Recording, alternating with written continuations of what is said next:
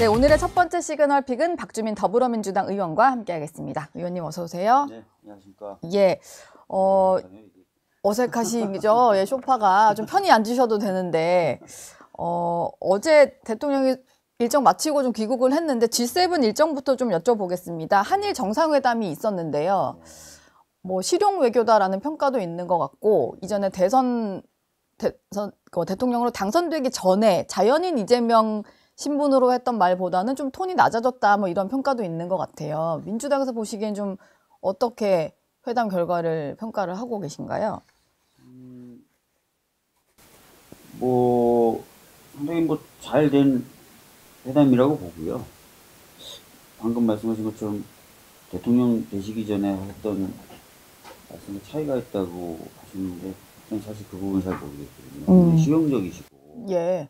한일 관계에서도 우호 증진이라든지 이런 부분 항상 강조하셨어요. 네. 역사 문제라든지 영토 문제라든지 우리들이 양보해서는 안 되는 것들 이런 부분에 있어서는 원칙적 입장을 고수하겠다라는 취지이셨는데 어제 혹시 역사나 영토에 대해서 무슨 독도를 내주시겠다든지 아니죠. 그러니까 언급이 없었는데 물론 이제 그거보다는 조금 더 미래 협력 얘기, 한일 간의 어떤 공조 문제 그런 얘기가 조금 더 이제 방점이 찍힌 것 같아서 그걸 이제 실용이다라고 평가하는 것들이 좀 있는 것 같은데 박주민 의원이 보시기에는 제 질문이 약간 공격적으로 들리셨나 보아요. 그건 아니고요. 예. 그러니까 제가 안타깝게 생각하는 거는 우리 대통령님에 대해서 약간 고정관념들이 좀 있으세요.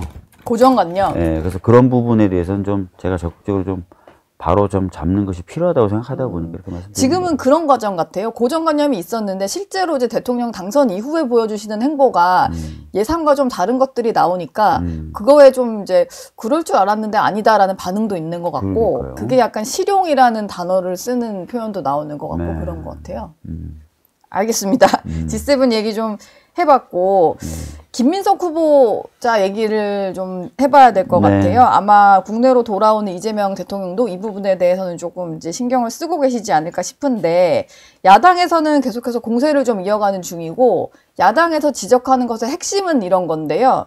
공식적으로 잡히는 수입은 5억 원 정도가 되는 네. 세비인데 네. 그간에 지출한 돈이 이래저래 따져보면 13억 원 정도가 된다. 그러면은 이게 번 것보다 더 나간 돈, 나머지 8억은 어디서 온 거냐, 이거를 좀 증빙해라 이건데 박주민 의원 보시기에는 청문회 과정에서 충분히 소명이 가능하다라고 보시나요? 지금 본인이 그 부분에 대해서는 증빙할 자료가 있다라고 얘기하고 계시잖아요. 예. 자료를 제출하시겠죠. 자료가 있으니까 자료가 있다고 얘기할 테고요. 네. 그런 것들 좀 보시면 될 것 같습니다. 예. 자료가 현금 흐름을 증빙할 자료가 있다라고 본인이 얘기하고 계시기 때문에 예. 그 부분에 대해서는 근데 지금 수 있겠죠. 청문회 때 그걸 다 공개를 하시겠다는 거잖아요. 좀 미리 공개를 하지 않는 것은 따로 이유가 있을까요?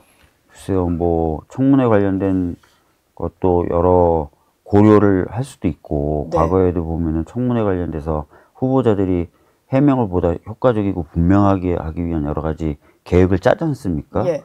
그런 계획이 있으실 것 같아요. 근데 본인이 거듭 해명할 수 있다. 네. 자료가 있다라고 얘기하셨으니까. 예. 그건 한번 보시죠, 예.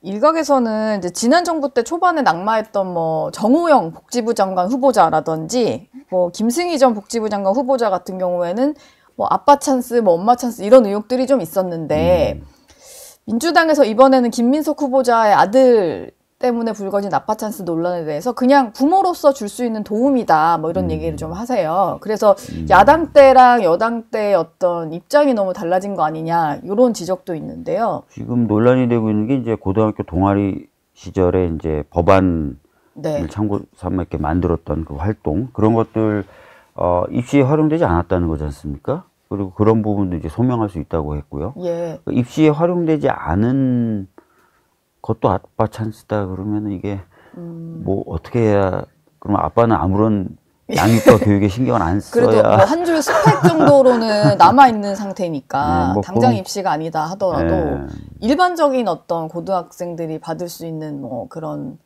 것은 아니다 보니까 아빠가 이제 의원이어야만 가능한 것들이잖아요. 그러다 보니까 좀 나오는 것 같아요. 근데 아까도 말씀드렸지만 입시에 활용은 되지 않았다. 보통 찬스라고 보통 표현하는 것들은 입시에 도움이 되거나 입시에 활용됐을 때 예. 나오는 말이잖아요. 네. 그래서 앞선 지난 정부와는 엄연히 그런 다르다. 부분하고는 구분은 되지 않습니까? 예. 알겠습니다. 보니까 민주당이 어제인가 뭐 그제부터는 주진우 국민의힘 의원에 대해서 좀 공격을 하시는 것 같아요. 이게 좀 메신저에 대한 공격이다. 왜냐면 주진우 의원은 공직 후보자로 나온 것도 아니고 청문위원이잖아요. 네. 근데 이렇게 뭐 일제히 좀 주진우 의원의 어떤 재산 문제를 거론하고 나오신 이유가 있을까요? 글쎄요, 뭐 주진우 의원에 대해서 얘기하는 부분에 대해서는 뭐 여러 가지 의미가 있을 수 있는데, 예. 뭐 가장 대표적으로 생각해 볼 수 있는 게 제가 이제 공격하시는 분들의 머릿속에 들어가 있는 건 아니니까요. 네네. 생각해 볼 수 있는 것은 이제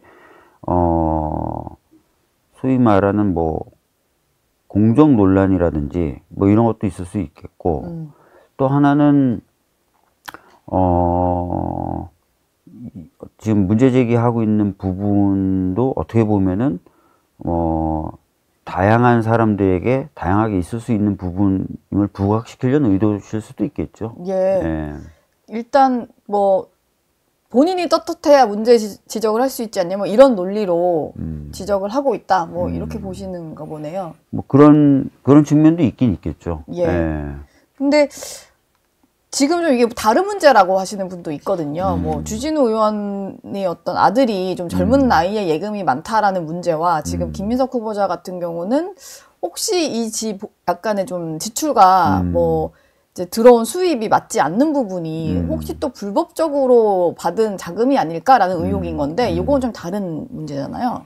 그러니까 뭐 지금 주진우 의원 아들에 대해서 제기하고 있는 우리 당 의원들의 문제 제기도 그게 이제 조부한테 증여를 받았다는 건데, 네. 그 증여 과정이라든지 또 증여세를 완납했다고 하는데 진짜 완납했는지, 예. 뭐 이런 법적인 부분에 대해서 문제 제기를 하는 거잖아요. 그런 거 해명하라고. 네.